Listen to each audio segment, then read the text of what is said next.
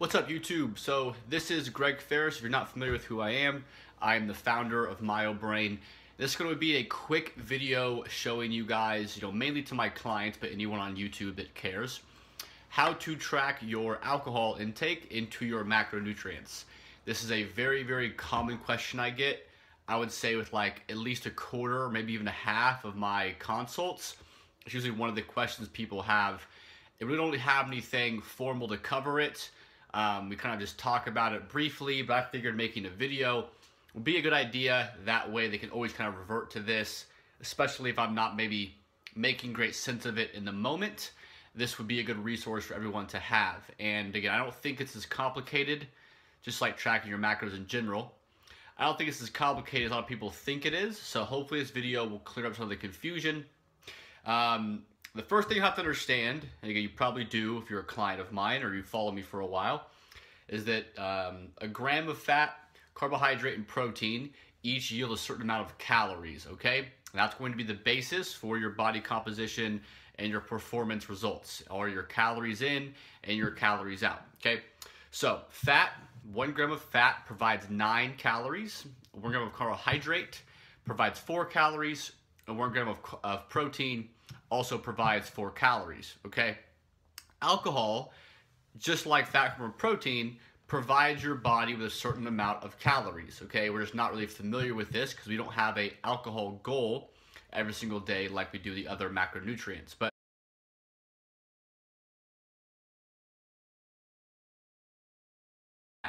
first thing you have to know is that alcohol actually does provide some calories just like our regular macronutrients, okay?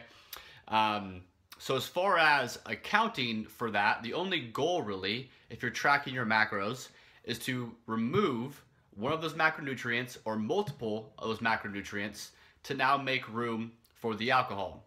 You pretty much can treat alcohol just like any other source of empty calories, being refined sugar, being trans fats, things that don't really provide any nutrition outside of the calories that it provides, okay? So you can treat it like a sweet, like a dessert, ice cream, Pop-Tarts, donuts, alcohol. Think of it in that kind of manner.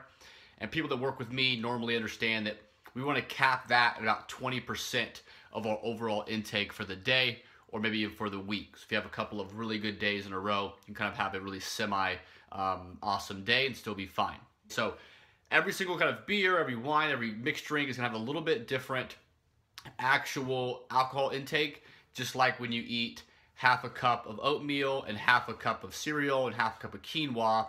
They don't always have the same exact carb amount. It may be kind of in the ballpark, right? Because they're all high carb foods, but it's gonna be a little bit different, okay? So another thing important to know about alcohol, every single drink's gonna be a little bit different as far as its actual alcohol content.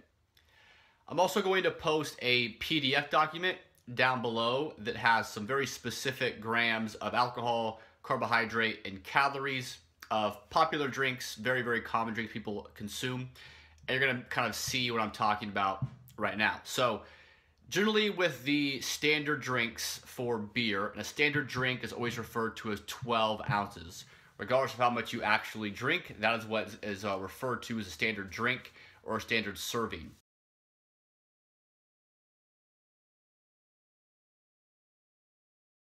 Now you can be kind of OCD if you're drinking very routinely, like every night, maybe 5 nights a week, something like that. Or if you're in a contest prep for a physique show, or maybe you're doing a weight cut for a powerlifting meet, Olympic weightlifting meet, and you want to be really on top of things, then you can go in every time you drink, look at the actual alcohol content of that beer, of that drink, and track it that way. But for most people who are not going to drink very routinely, being a couple of grams of alcohol off is not going to be a big deal. So let's just say, if you go with my recommendation, I kind of recommend people just track one standard beer, let's say 12 grams of alcohol. Even if it's 12 or 13 or 14 or 15, right? The difference there in magnitude from the lowest end of that range to the highest end would be 21 calories. Because again, there's 7 calories per gram. So if you underestimate, say there's 12 grams of alcohol in there, but there's really 15, worst case scenario probably, then you were off by 20 calories. If you're drinking once or twice per week, 40 calories off is not going to make a damn bit of difference in the grand scheme of your fat loss, muscle gain, performance goals, okay? But again, if you're drinking 2 of those a day, 6 days a week, then that can kind of compound itself. So just like anything else that we do, make sure the magnitude kind of held in context there. The more frequently you're drinking, the more rigid you need to be with how to track it. The less frequently you're drinking, the less rigid you have to be. Because again, it's a very small context of the overall calories you're consuming in that course of that day, that week, that month. Okay.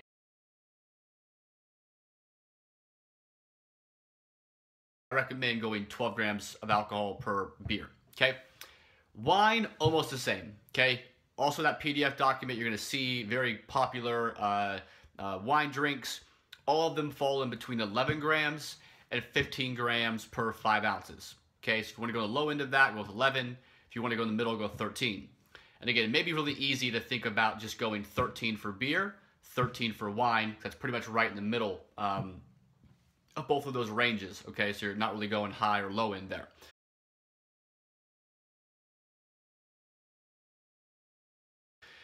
And then mixed drinks, you should also see in the PDF, lend to 15 to 20 grams. There's also going to be a lot more carbohydrate with mixed drinks because they may be mixed with the soda, something else high in sugar. So you'll see the calorie content of those mixed drinks tend to be much higher, 250, 350 calories, versus a beer, a glass of wine, usually a couple of hundred calories, okay?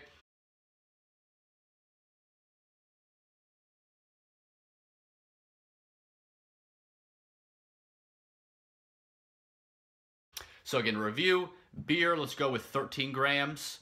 Wine, let's go with 13 grams. And let's go with a mixed drink of 20 grams. So that's how much alcohol you're going to receive from one of those drinks. Now what we have to do is to see how that alcohol can be adjusted into our macronutrients. Because we don't really count alcohol, we count fat, carb, and protein. So in the introduction, I mentioned that fat has 9 calories per gram, and alcohol has 7. Well, it's not a complete 1-to-1, ratio there of 9 to 7, of course. It is pretty damn close. So something very easy you can do, say if you had 1 standard drink of beer and had 13 grams of alcohol in it, you would just count that as 13 grams of fat. Again, the calories would be about 25 off there, but you're also overestimating as opposed to underestimating, which is probably a good idea with the 1-to-1 fat to carb. Okay, so 1 standard drink would equal 13 grams of fat.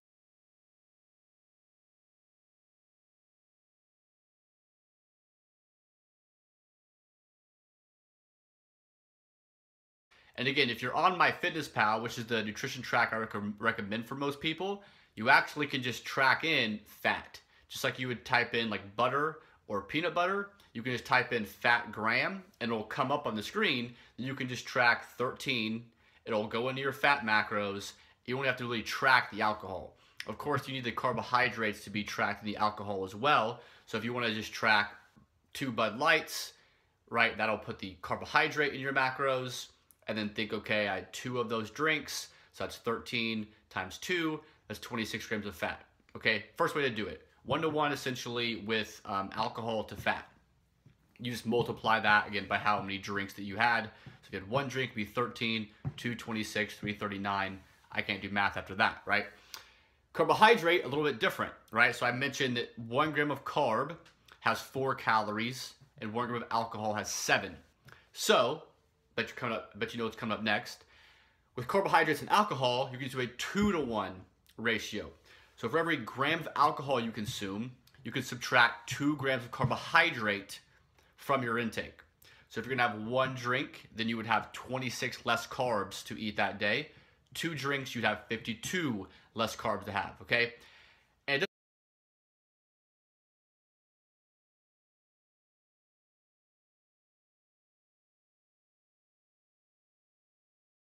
doesn't really matter which one you want to take from.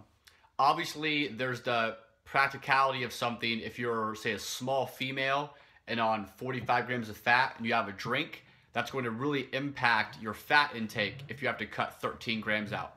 So I kind of recommend whatever is percentage-wise higher, or whatever you think you can do easiest as far as taking away from, then go with that. If you're a type of person that is generally always on the top end of their fat ranges, on the lower end of their carb ranges. Sometimes they can't even hit their carbs. Then count your alcohol as carbs and you'll be fine. If you're the other way around, you're a big carb person but never can eat enough fat, count it as fat, okay? Doesn't really matter in the grand scheme of things because all we're trying to do is remove some calories away so we can add some calories in. So again, you're not messing up your actual maintenance intake, whether it's muscle gain or fat loss. Obviously, you're trying to lose fat, your room for error is much smaller. They're trying to gain muscle, right? You have to be in a deficit in order to lose fat, okay? Last two things here, and hopefully that kind of makes sense, that you'll just see how many calories are in see how many grams of alcohol are in that drink. It's a 1-to-1 ratio with fat, 2-to-1 ratio with carbs. Remove one of those two or a combination of those two to make room for your drink and you'll be fine. Last two things I get very common questions about.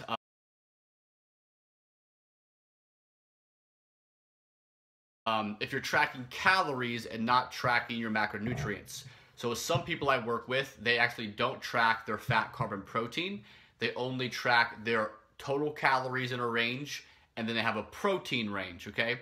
If you're doing this, it's much, much easier to then make this adjustment. Because then you can just say, my red wine has 150 calories, and you'll just track that, and it'll go into your calorie intake.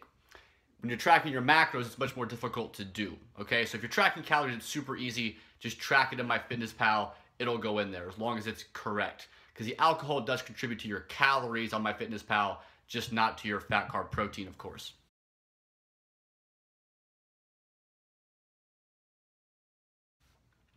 The second thing is, why don't we remove any protein, right? Because I just mentioned the ratio or how to substitute fat and carbohydrate, okay? And maybe I'll post this in the description box below. I think I wrote an article that's probably still accessible about protein obviously having a positive impact on muscle protein synthesis, which is just a fancy way of saying your muscle getting bigger, okay, or repairing.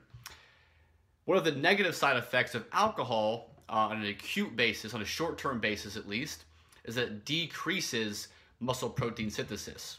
Okay, so by if we were to lower protein and then replace that with alcohol, you're kind of doing a double whammy with its negative effects, because you're going to be, obviously if you decrease your protein intake, you're going to have less muscle protein synthesis, and if you increase your alcohol intake, you're going to have less muscle protein synthesis. So it's kind of a double whammy. So by keeping your protein high, and generally people are going to have a high protein intake on my diets anyways, okay?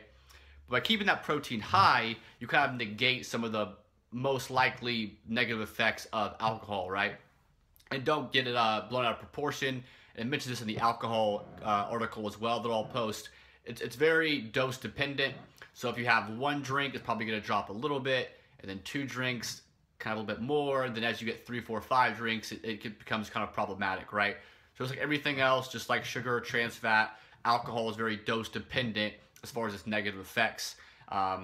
Yeah, so that's pretty much it, guys. To wrap up here, I don't really recommend getting super OCD unless you're a regular drinker or trying to make a weight class or step on stage for a physique show, to really go and look at every single drink you're consuming during the, say if you're having one drink a week, you probably, doesn't matter if you track it as 12 grams of fat or 15 grams of fat, because it gets very small percentage points of your actual total intake. So I recommend going 13 grams for beer or wine. Let's go 20 grams for the mixed drinks. And then again, you would just substitute that with 1 gram of fat per gram of alcohol, or 2 grams of carbohydrate per 1 gram of alcohol. And then you would just, again, you can track that in MyFitnessPal, like I said, type in fat gram or type in carbohydrate gram, and just track them just as grams, not as actual foods. It'll go into your intake and not be a big deal, right? So again, the whole idea here is just we're removing calories to put them back in. It doesn't really, shouldn't mess with your progress at all, as long as you do it correctly. If you're in a fat loss phase, you can still be in a deficit and consume alcohol. If you're in a muscle gain phase, again, a little bit less important, because if you have one day where your surplus is a little bit bigger, you're not going to accumulate a ton of fat. Maybe if you do that really consistently, it can be a problem. So again, fat loss, a little bit bigger concern for people. when consuming alcohol. And then, like I said, if you're not a frequent drinker, don't freak out. If you're drinking once a week, every other week, it's not a big deal. Even if you didn't track it, to be honest with you, it probably wouldn't be a big deal as long as you're not going crazy and having 5-10 drinks. You know, a couple hundred calories in the context of a 10,000 calorie week is not going to make a big difference. But if you want to be OCD, just track it 13, 13, 20, guys. Make that substitution for fat and carbs. And hopefully this video was helpful. I might put some things up on the screen too if all the numbers and stuff was a little bit wacky for you. So that's it, guys. Again, if you're not a client of mine, make sure you go check out MyoBrainPerformance.com. We got articles up there. Check out our consulting, check out our books, check out our clothing, all that cool stuff. And thank you, guys. See ya.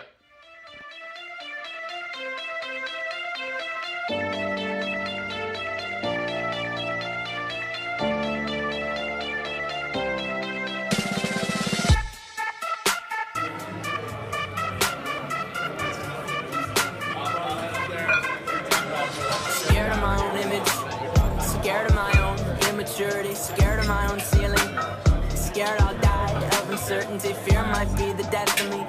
Fear leads to anxiety. Don't know what's inside of me. Going for